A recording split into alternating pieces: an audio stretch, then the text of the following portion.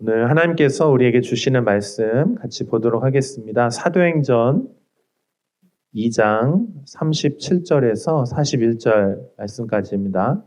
사도행전 2장 37절에서 41절 말씀입니다. 여러분 가지신 성경 있으면 직접 찾으시면 더 좋겠어요. 자, 준비되셨죠? 우리 같이 한번 한 목소리 읽어볼까요? 시작! 그들이 이 말을 듣고 마음에 찔려 베드로와 다른 사도들에게 물어 이르되 형제들아 우리가 어찌할꼬 하거늘 베드로가 이르되 너희가 회개하여 각각 예수 그리스도의 이름으로 세례를 받고 죄 사함을 받으라. 그리하면 성령의 선물을 받으리니 이 약속은 너희와 너희 자녀와 모든 먼데 사람 곧 주 우리 하나님이 얼마든지 부르시는 자들에게 하신 것이라 하고 또 여러 말로 확증하며 권하여 이르되 너희가 이 패역한 세대에서 구원을 받으라 하니 그 말을 받은 사람들은 세례를 받음에 이날에 신도의 수가 3,000이나 더하더라. 그들이 사도의 가르침을 받아 서로 교제하고 떡을 떼며 오로지 기도하기를 힘쓰니라. 아멘. 네, 사랑하는 여러분 반갑습니다. 네, 오늘 예배 너무 잘 오셨습니다.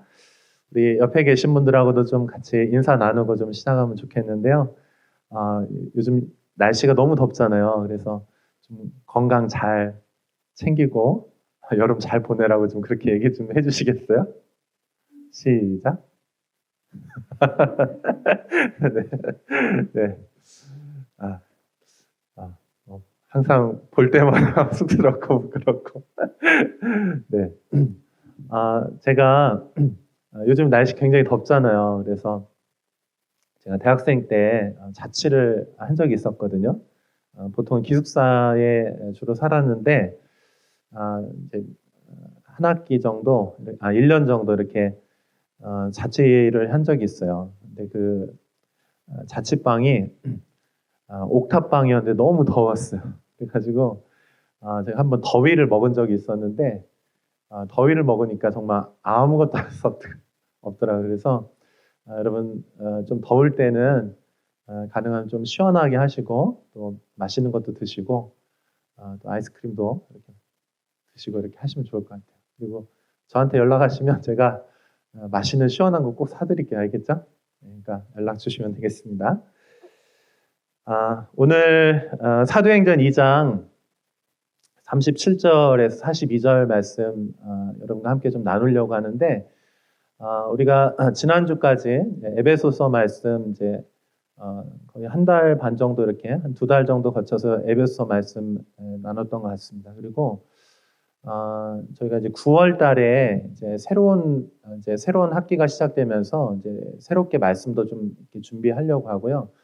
그다음에 요 8월은 이제 굉장히 덥기도 하고 또 짧은 한 달인데 요 기간 동안 제가 이제 여러분하고 사도행전에 나와 있는 하나님께서 처음 디자인하셨던 그 교회의 모습에 대해서 한 6번 정도 걸쳐서 여러분과 이제 말씀을 좀 나누려고 합니다.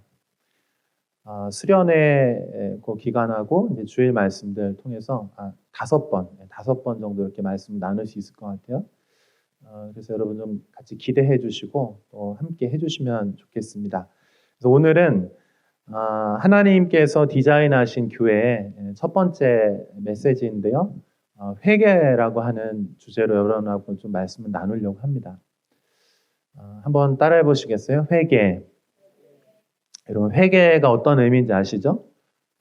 뉘우치는 거죠. 그리고 이제 방향을 전환해서 하나님께로 돌아가는 것, 그래서 우리가 회개라고 하는데 하나님께서 디자인하신 교회에 있어서 이 회개는 가장 처음 첫 번째 주제이면서 굉장히 중요한 주제라고 이렇게 말씀을 드릴 수가 있겠어요. 여러분 혹시 최근에 여러분 개인적으로 회개를 언제 하셨나요? 목사님 뭘 그걸 물어보세요. 회개는 날마다 하는 거지 뭐. 이렇게 좀 생각하실 수도 있는데 제가 이제 말씀드리는 회개는 우리가 이제 마음에 찔려가지고 우리가 회개 자주 하잖아요. 근데 그런 회개도 물론 회개고요. 근데 우리 삶을 살아가다 보면은 우리가 어떤 일정한 방향을 가지고 이렇게 살게 되죠. 우리가 아까 찬양했는데 하나님께서 부르신 곳에서 예배하는데 우리가 걸어가는 것이 그것이 길이 되고 또 우리가 살아가는 것이 이제 삶이 된다 이런 고백을 했는데 우리가 어떤 삶을 살아가다 보면 그런 방향, 어떤 하나의 흐름, 결 이런 것들이 있죠. 그런데 그 방향을 이렇게 살아가다가 어느 순간 이 방향이 아니구나. 내게 삶의 방향에 조정이 필요하구나. 이런 순간들이 우리 인생 가운데 찾아올 때가 있습니다. 그거는 매번 자주 있는 것은 아닐 수 있어요. 몇 년에 한 번일 수도 있고요. 평생에 아주 중요한 어떤 시간들, 아주 중요한 결정을 할 때 그런 때 찾아오기도 합니다. 그래서 저는 오늘 여러분과 그 회개에 대해서 그런 우리의 방향을 전환하고 정말 하나님의 그 은혜로 들어가는 그 은혜의 첫 시작점이 회개거든요. 그래서 여러분 회개는 좀 무겁게 생각하기보다는 이 회개에 대해서 여러분 정말 기쁨과 감사와 즐거움의 관점으로 오늘 이 회개를 좀 같이 살펴보려고 하거든요. 그래서 여러분 회개하시기를 바랍니다. 회개는 굉장히 좋은 거예요. 회개가 일어나면 여러분 우리 안에 굉장히 회복이 일어납니다. 한 번 더 좀 옆에 계신 분에게 얘기 좀 해주시면 좋겠어요. 회개하십시오. 이거 좋은 뜻이라니까 다시 한번 회개하세요. 제발 회개하세요. 이 얘기는 무슨 얘기냐면 여러분 정말 회복되십시오. 축복을 받으십시오. 하나님의 사랑을 입으십시오. 이런 의미라고 생각하시면 좋겠어요. 최근에 제가 이런 이야기를 나누는 거는 저의 삶에도 최근 한 달 정도 그 전에 좀 어떤 일들이 있었어요. 예상치 못한 기회에 하나님께서 제게 그 오늘 나누는 이 주제에 대해서 하나님께서 은혜를 베풀어 주셨어요. 여러분 혹시 기억나시나요? 6월 말에 제가 여러분의 기도 부탁을 드리고 교단에서 진행하는 그 멘토링 프로그램에 제가 참여를 한 적이 있습니다. 1박 2일 동안인데 개척교회 목사님들 중에서 이렇게 좀 선발을 해서 그 선발되신 목사님들 세 분이 이번에 선발이 됐고 저희 교단 세 분이 선발됐는데 저도 그 중에 하나가 되어서 이렇게 교단 그 프로그램에 참여하게 됐어요. 근데 그때 이렇게 그 저희를 멘토해 주셨던 목사님 세 분이 계셨고 저희 이제 대상자 세 분 목사님이 계셨어요. 그래서 이렇게 공통으로 같이 멘토링 해주시는 시간이 있었고 또 개별로 이렇게 멘토링 해주시는 시간이 있었어요. 근데 그때 이제 공통으로 같이 멘토링을 해주시는 시간이었는데 저하고 이렇게 지정된 목사님은 아니셨는데 다른 목사님의 멘토 목사님이었는데 같이 공통으로 이렇게 이야기하는 중에 그분이 이렇게 쭉 이야기를 하시다가 어떤 이야기를 하셨는데 그 마음에 제가 굉장히 좀 뭔가 감동이 됐어요. 그러면서 그분이 하신 이야기를 좀 이렇게 내가 받아들여야 되겠다 이런 마음이 들었는데 그분이 어떤 얘기를 하셨냐면은 자기 자신의 삶에 있어서 어떤 책을 한 권 만났는데 그 책을 읽으면서 되게 많은 자기 안에 이제 변화와 도전들이 있었고 그 이제 성도들하고 같이 하면서 성도들 안에 굉장히 변화들이 있었다는 거예요. 그래서 제가 그 이야기를 듣고 근데 제가 그 책을 오랫동안 알고 있었던 책이거든요. 근데 여러분도 그럴 때 있잖아요. 책장에 이렇게 꽂혀 있는데 굉장히 좋은 책인데 손이 안 가서 잘 안 읽혀지는 그런 책 있잖아요. 제가 그 책이 그런 책이었어요. 근데 그 책하고 비슷한 내용의 또 다른 책은 제가 되게 은혜를 많이 받아가지고 굉장히 제가 여러 번 읽고 좋아했던 책이었는데 근데 그 책은 이상하게 제가 손이 잘 안 가더라고요. 그래서 제 책장에도 오랫동안 꽂혀있던 그런 책이었어요. 근데 그 이야기를 듣고 한번 좀 읽어봐야 되겠다. 그래서 제가 끝나고 나서 그 책을 이제 펴서 읽었는데 놀라웠어요. 그 전에는 이제 읽어도 그렇게 제 안에 이렇게 와닿지 않았는데 그날 이후로 그 내용들을 제가 읽어 나가는데 한 페이지 한 줄 한 줄 읽어가는데 제 마음이 막 떨리면서 이렇게 뭔가 막 울리는 거예요. 충격으로 다가오는 거예요. 그러면서 거기에 이제 내용 중에서 그 내용은 여러분도 다 아시는 내용이 아주 단순한 진리에 대한 내용들이었는데, 근데 이제 하나님께서 이제 그 은혜를 주시기 시작하니까 그 부분이 이제 제 안에 막 부딪히고 와닿기 시작하더라고요. 근데 그 중에 요한복음 5장 19절 말씀이 있었어요. 그게 굉장히 중요한 본문 구절로서 거기서 이렇게 자주 언급되는 내용이었는데, 제게 이제 굉장히 뭔가 이게 막 마음에 와닿더라고요. 그래서 그 내용은 어떤 거냐면 이런 내용이에요. 요한복음 5장 19절은 예수님께서 하시는 말씀인데 하나님께서 일하신다는 거예요. 그러니까 하나님이 항상 우선적으로 하나님이 일하신다. 그래서 하나님께서 일하시는 그것을 예수님이 보시고 그 다음에 예수님께서 자기 스스로 일하는 게 아니고 하나님이 하신 그 일을 보고 우리 예수님은 아버지께서 하신 그 일을 따라서 나도 그 일을 한다. 이런 내용이거든요. 근데 그 말씀이 제게 너무 이렇게 뭐랄까 좀 충격으로 다가왔어요. 거울에 여러분 오늘 오실 때 세수하시고 거울 보시고 화장하시고 오셨죠? 근데 거울에 보면 내 모습이 이렇게 비춰지잖아요. 근데 그 말씀 가운데서 제가 이렇게 비춰지더라고 제 자신이. 여러분 한번 그 말씀 한번 제가 오늘 찾아왔는데 한번 같이 한번 읽어볼까요? 한번 같이 한번 읽어볼까요? 시작.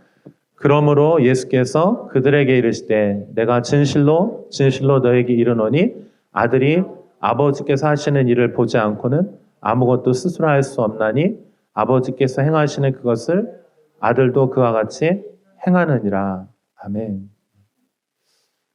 첫 번째 제가 되게 충격적이었던 건 뭐냐면은 하나님께서 일하신다는 거예요. 하나님께서 우리 주변에서 내 안에서 주님께서 주님의 교회 안에서 하나님께서 하나님의 일들을 지금도 일하고 계신다는 거예요. 굉장히 저한테는 놀랍게 다가오더라고요. 왜냐하면 제가 코로나 요 시간들을 거치면서 여러분 어렵잖아요. 그렇죠? 지금도 코로나 거의 끝났지만 여전히 우리의 삶은 어렵잖아요. 그래서 어떤 느낌이냐면 하나님 계신 거 다 알죠. 우리가 모르는 사람 어디 크리스찬 다 알죠. 근데 하나님이 어디 계신지 하나님 어떻게 역사하시는 데가 잘 모르겠다는 마음이 솔직하게 그런 마음들이 있었거든요. 그래서 주님께 늘 하는 기도가 그거예요. 하나님 도와주세요. 하나님 도와주세요. 자, 어떻게 해야 될까요? 이런 기도하고 있었거든요. 근데 아버지께서 일하고 계신다. 여러분 하나님께서 우리 교회 안에 하나님께서 일하고 계시는 줄로 믿습니다. 또 교회뿐만 아니고 여러분 개인의 삶에서도 하나님이 일하고 계신다. 아멘이죠? 근데 우리가 잘 모를 뿐이에요. 하나님은 일하고 계신다.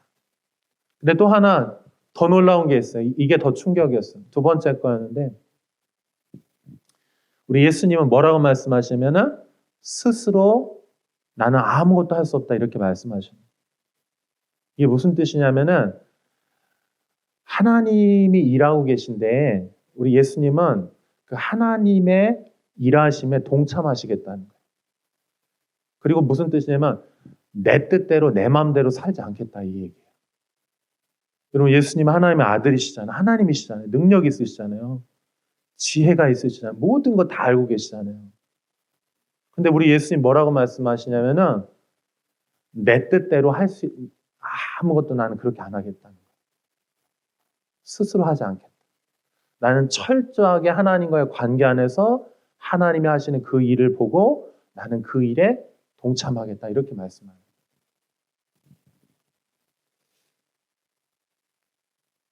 이 부분에서 제가 제 마음에 그런 회개의 마음들이 들었는데 저도 제 인생에 이제껏 쭉 살아오면서 어떤 중요한 어떤 결정의 시간들도 있었고 또 하나님께서 제 인생을 인도하신 어떤 그런 때가 있잖아요. 근데 그런 때는 자주 있진 않아요. 왜냐하면 한번 이렇게 결정되면 그 길을 쭉 가죠, 보통. 그죠? 근데 이제 제 인생에 보면 뭐한 5년에 한 번, 때로는 한 10년에 한 번 정도 제 인생에 아주 중요한 어떤 이렇게 영적인 어떤 전환들이 일어나는 어떤 그런 시간들이 있거든요. 근데 제가 영적인 느낌에, 하나님께서 내게 뭔가 지금 말씀하고 계시는구나. 라고 하는 게 느껴졌어요. 근데 제가 이 말씀 보면서 이런 생각도 들었어요. 이거는 나에게만 주시는 말씀이 아니고, 우리 교회에게 하나님께서 주시는 하나님의 함께 들을 수 있는 주님께서 하시고자 하는 말씀이구나, 이런 마음이 들었어요.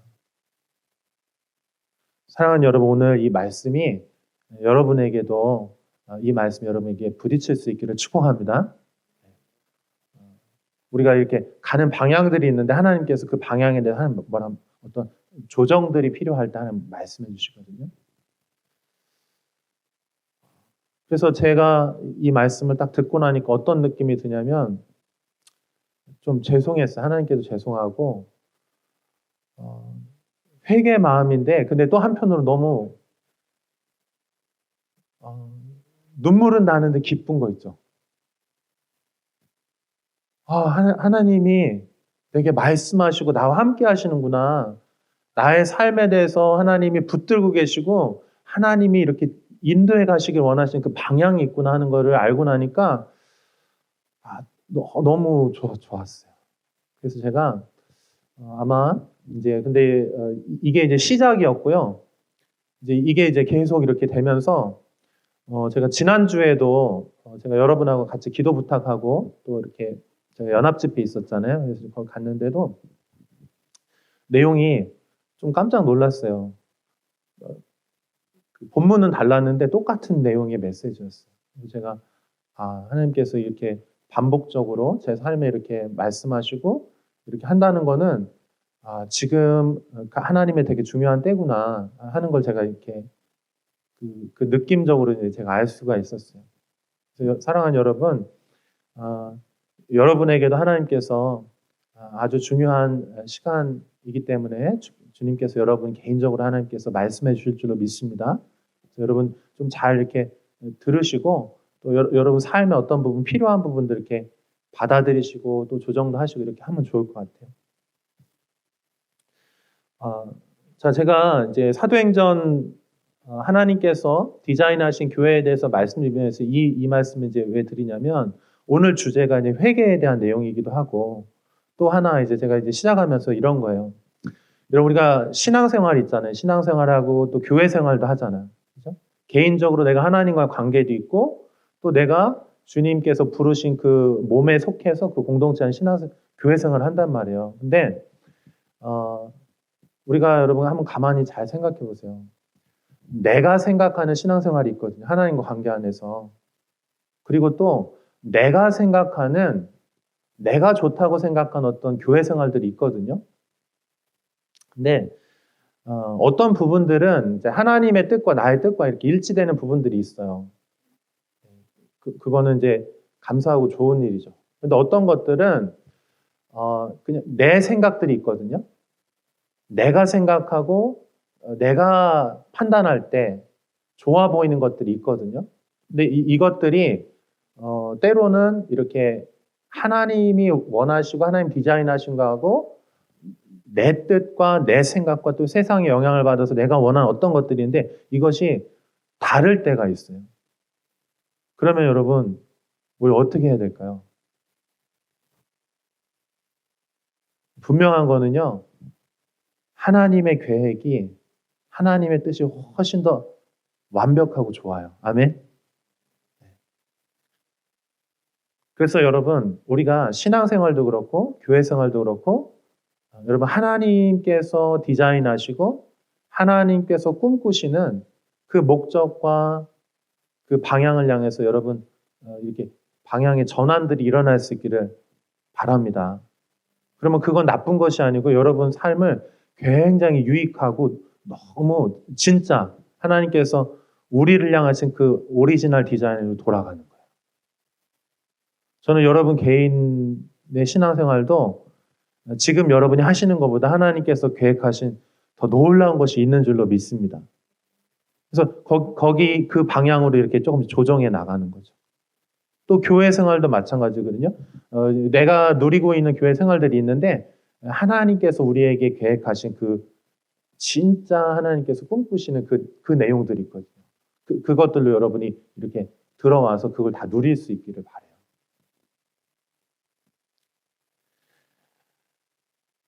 자, 제가 여러분하고 이제 사도행전에 저희가 이제 한 12번 정도 나눴잖아요. 7월 동안 기도회 하면서. 근데 저희가 다 나누고 싶은데 기회가 되면 좀 그 부분 더 나누면 좋을 것 같고 일단은 제가 8월 달에 어떤 부분을 나누려고 하면은 여기 2장 37절에서 47절의 내용을 가지고 5번을 나누려고요. 첫 번째가 뭐냐면 한번 따라해 보시겠어요? 회개. 회개가 이 하나님의 축복으로 들어가는 문이에요. 시작점. 그 다음에 두 번째로는 여기 38절에 나와 있는데 제가 38절 3주나 다룰 것 같아요. 이거.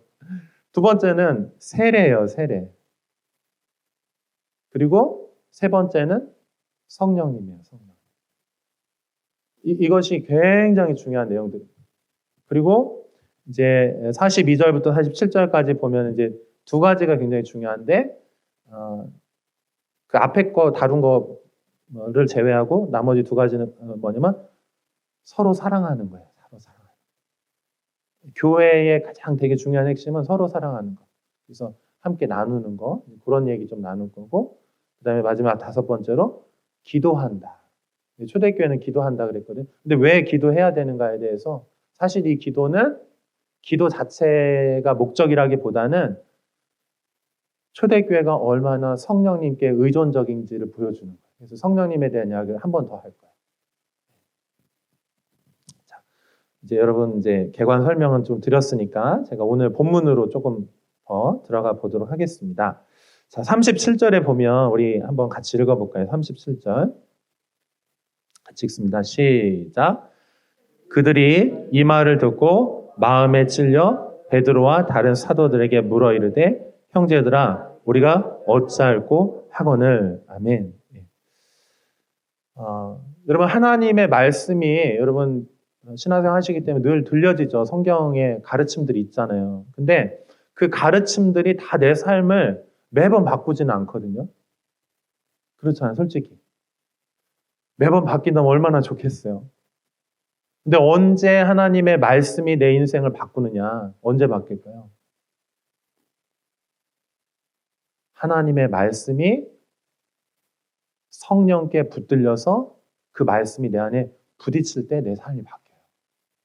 아멘. 그래서 여러분 이 말씀이 제가 아까 드린 말씀 요한복음 5장 19절도 항상 있는 말씀이고 늘 읽었던 말씀이죠. 근데 어떤 순간에 성령님께서 그 말씀을 딱 붙드셔서 그 말씀으로 내 가슴을 딱 칠 때, 내 영혼을 와닿게 하고 부딪힐 때 내 삶의 변화가 일어나기 시작한다. 근데 지금 이 말을 듣고 이렇게 돼 있잖아요. 그들이 이 말을 듣고. 이 말은 복음의 말씀이에요. 베드로가 전했던 복음의 말씀인데 그 이전에도 이들이 많이 들었을 거거든요. 구약 성경 얼마나 많이 읽었겠어요. 다 유대인들, 정통 유대인들 다 말씀을 다 암송하는 사람들인데. 근데 베드로가 성령에 감동되어서 하나님의 말씀을 성령의 말씀으로 증거하니까 이 말씀이 그들 심령에 부딪혔다는 거예요. 그래서 어떻게 됐습니까? 마음에 찔렸다 이렇게 얘기하는 거예요. 여러분 하나님의 말씀이 우리 마음에 찔릴 수 있기를 바랍니다. 마음에 찔렸다는 거예요. 가슴이 아팠다는 거예요. 막 내 자신이 부끄러웠다는 거예요.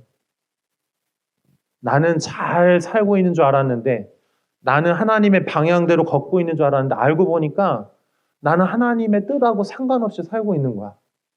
내 방향과 하나님의 방향이 다른 거야. 그래서 유대인들이 이 오순절날에 베드로의 이 설교를 듣고 마음이 찔리면서 어떻게 되면 통곡하면서 이렇게 얘기하는, 우리가 어찌할꼬. 울면서 그러는, 하나님 어떡합니까?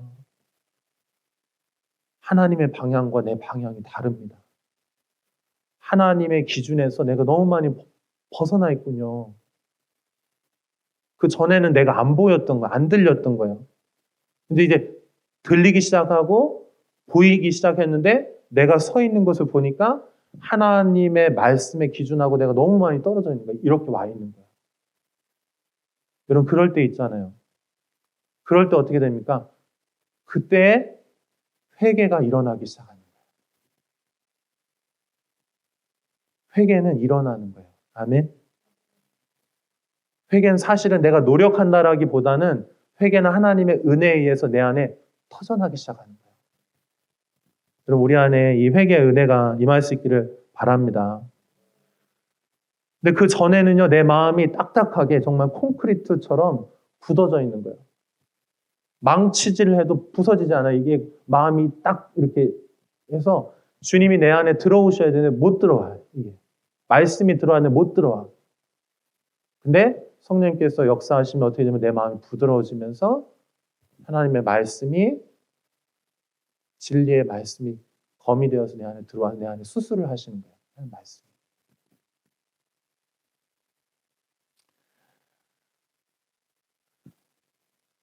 여러분, 이것은 회개에 있어서 굉장히 중요한 요소예요. 마음에 찔린다는 거. 단순히 양심의 어떤 그냥 가책 느끼는 그런 것이 아니고 내 영혼에 막 이렇게 좀 울리는 거죠. 그래서 우리 이렇게 하죠. 회개하면서 똑같이 계속 살잖아요. 이러지 말아야 된다 하면서 이러지 말아야 되는데 계속 같은 방향으로 갈 때가 있거든요.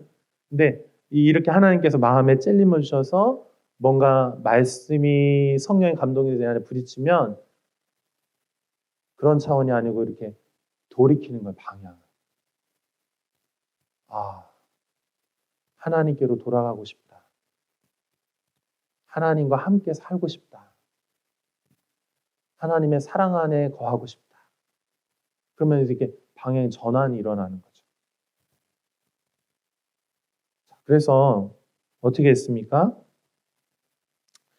우리가 어떻게 해야 됩니까? 이랬더니 이제 38절에 베드로가 이렇게 얘기하는 거예요. 우리 같이 한번 읽어볼까요? 시작. 베드로가 이르되 너희가 회개하여 각각 예수 그리스도의 이름으로 세례를 받고 죄사함을 받으라. 그리하면 성령의 선물을 받으리니. 아멘. 그래서 마음에 딱 찔림이 일어나니까 하나님이 벌써 성령께서 내 안에 막 역사하시는 거죠. 그러니까 베드로가 뭐라고 말하면 회개하라. 돌이켜라. 하나님께로 돌이켜라. 예수님께로 돌이켜라. 이렇게 말씀하시는 거예요. 그리고 나서 세례를 받아라. 저희가 이번에 여름 수련회 때 이제 세례를 베풉니다. 여러분, 세례는 굉장히 중요한 것이에요. 옛사람이 죽고 새로운 생명으로 다시 사는 거야. 그 다시 사는 새로운 삶이 뭡니까? 성령님으로 사는 거예요.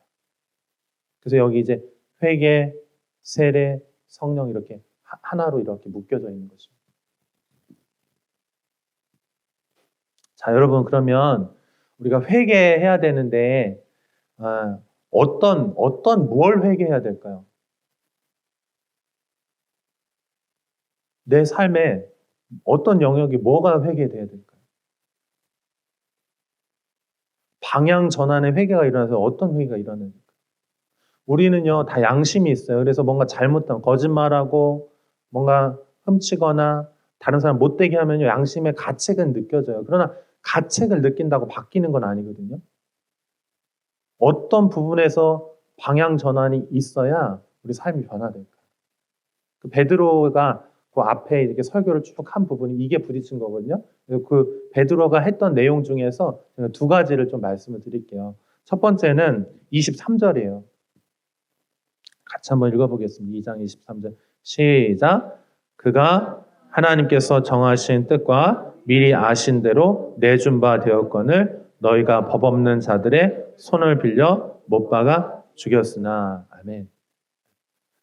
예수님이 이 땅에 오셨고 기적을 통해서 하나님이 하시는 일들을 나타냈어요. 근데 유대인들이 그 시기 질투로 이제 예수님 죽였죠. 그리고 예수님 이제 그 죽임 당하신 이후에 이제 3일 만에 부활하신 그게 내용인데 그 중에서 이제 죽으심. 네, 여기 보면 이렇게 돼 있어요. 너희가 법 없는 자들의 손을 빌려 못 박아 죽였으나 이렇게 돼 있어요. 법 없는 자들이 누굴까요? 율법 없는 자들. 로마 사람들이에요. 그래서 이 로마 사람들의 손을 빌려서 못 박아 죽였다는 거예요. 근데 그 이전까지는 이 유대인들이 어떻게 생각했냐면은 예수님의 죽음은 나하고 상관이 없는 거예요.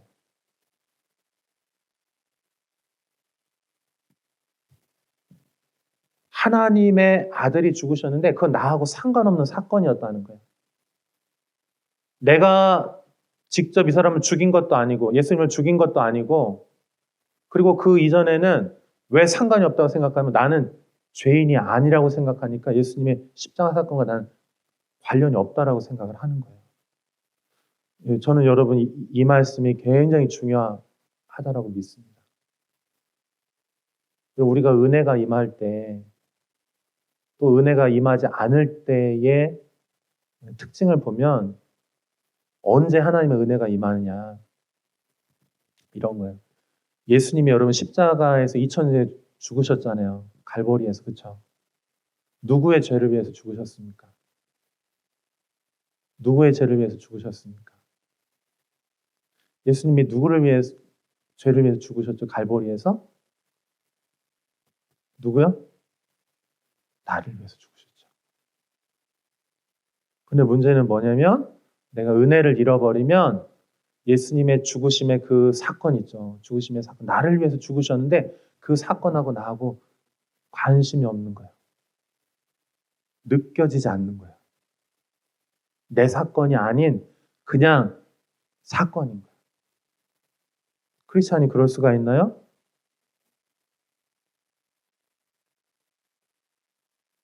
아니어야 하지만 그래요. 우리 삶에는. 예수님의 십자가 사건이 매일마다 감격되진 않고 머릿속으로는 다 알죠. 근데 문제는 내 삶에 전혀 예수님의 그 십자가 사건 때문에 감동이 없는 상태가 된다고요. 근데 여러분 하나님의 회개 은혜가 임하면 첫 번째가 어떻게 되냐면요. 예수님의 그 십자가 사건이 나의 사건으로 부딪히기 시작하는 거예요. 사랑하는 여러분, 예수님은 저와 여러분을 위해서 십자가에 못 박히신 줄로 믿습니다. 다른 사람이 아니고 나를 위해서, 나의 죄를 위해서. 그러니까 내가 하나님 없이 내 뜻대로 살아가는 그 하나님 기준에서 벗어나서 멸망할 수밖에 없는 방황하는 나를 위해서 주님이 나를 위해서 죽으셨다.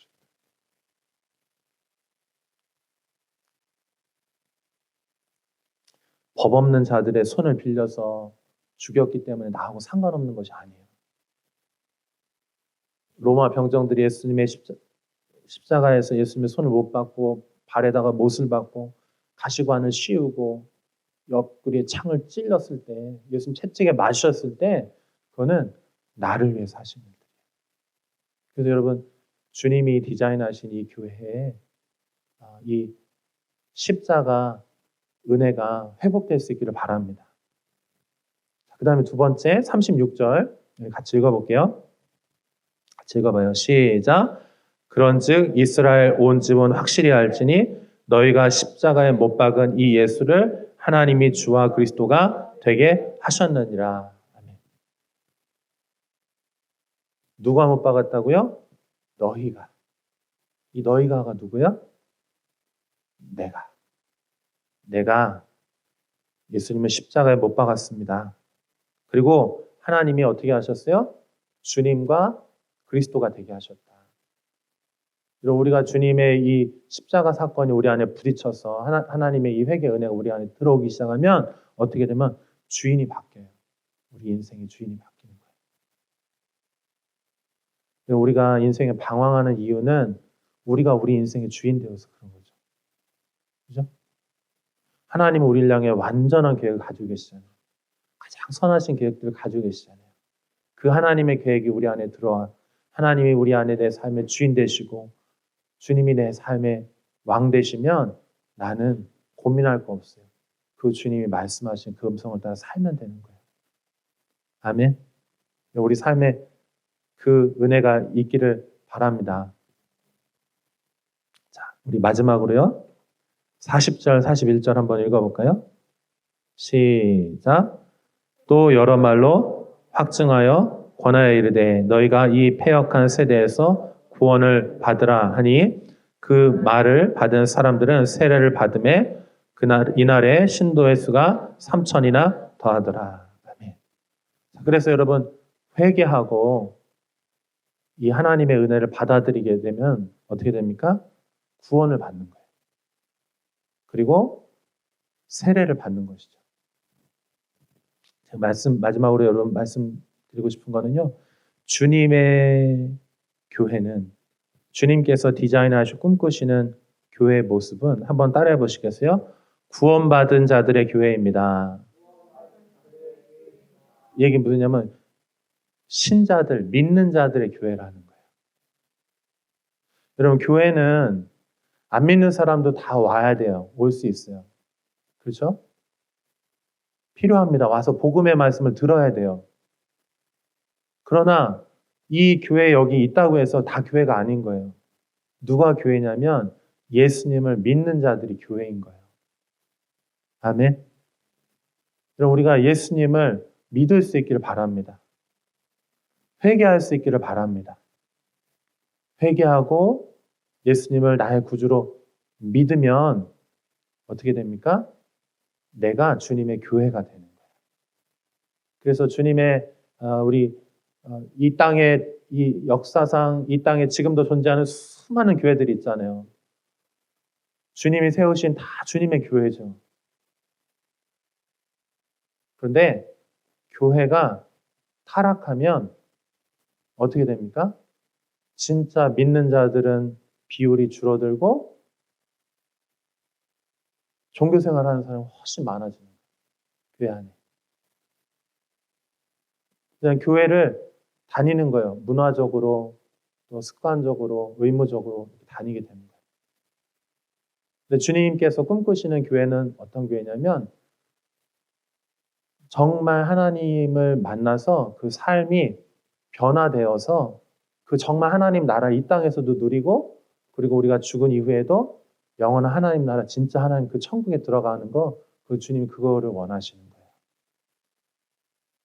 사랑하는 여러분, 우리 심플리 교회가 주님이 디자인하신 주님이 원하시는 그 진짜 구원받은 교회가 될 수 있기를 바랍니다. 그렇죠. 우리가 평생 신앙생활을 했는데 마지막 결론이 천국이 아니면 안 되잖아요. 주님이 아니면 안 되잖아요. 여러분 뭐니 해도 제일 중요한 거 이것도 하고 저것도 하고 다 할 수 있지만 제일 중요한 거는 구원받는 거예요. 아멘. 구원 다 받는 거지 뭘 그렇게 목사님 강조하십니까? 라고 말하면 안 돼요. 구원은 결코 가벼운 게 아니에요. 가장 중요한 거예요. 아멘. 평생 신앙생활에서 가장 마지막 결론이 뭐야 되냐? 마지막 열매가 뭐야 되냐? 내가 구원받아야 되는 거야. 아멘. 주님이 진짜 나의 주님 되셔야 되는 거예요. 아멘. 그게 아니라면은 평생 흉내내고 크리스찬인 것처럼 살았는데 주님하고 상관없으면 그거 어떻게 되는 겁니까? 교회는 구원받은 자들의 모임인 거예요. 아멘. 하나님께서 세상으로부터 하나님이 부르신 자, 불러내셔서 예수 그리스도를 믿고 자기 죄를 회개하고 예수 그리스도를 영접해서 구원받은 자들의 모임이 교회라고요. 아멘. 그러한 자들에게 오늘 이제 성찬을 우리가 하는데 성찬을 베풀고 그러한 자들과 사랑의 교제를 나누고 그러한 자들과 주님의 봉사들, 선교들 이런 걸 하는 거거든요. 제일 중요한 거는 내가 구원받아야 돼. 아멘. 구원 받으시기를 축복합니다. 근데 우리 구원은 어떻게 받냐? 회개할 때 받는 거예요. 회개할 때. 우리 인생의 삶의 방향의 전환이 일어나야 돼요. 아멘. 너무나 가장 기본적인 진리지만 이 진리가 죽고 사는 것을 결정하는 것입니다. 교회에서 많은 것들이 가르침들이 있지만은요. 제일 중요한 거는 우리 죽고 사는 거가 복음을 통해서 우리가 살아야 되잖아요. 아멘. 전 사랑하는 우리 심플리 이 말씀을 지금 들으시는 모든 분들이 이 말씀을 듣고 예수 그리스도를 향하여서 회개할 수 있기를 바랍니다. 여러분 회개를 기뻐하십시오. 아멘. 그리고 그 예수님을 내 마음의 주님으로 영접하십시오.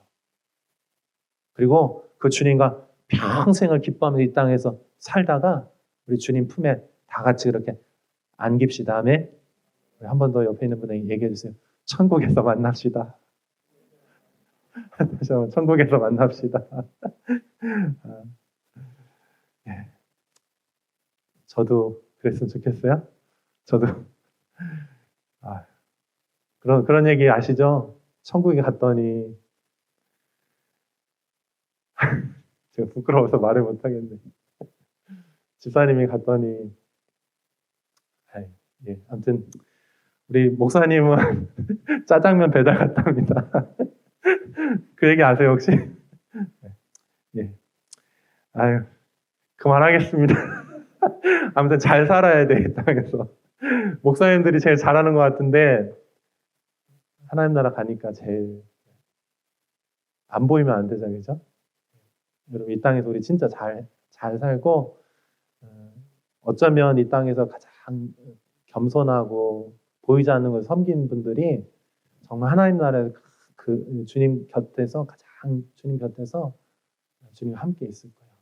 그러니까 여러분 이 땅에서 겉으로 보이는 것만 말고 우리 정말 주님과의 그 관계 안에서 같이 주님 섬기다가 우리 그날에 다 같이 만났으면 좋겠습니다. 아멘. 같이 기도하겠습니다.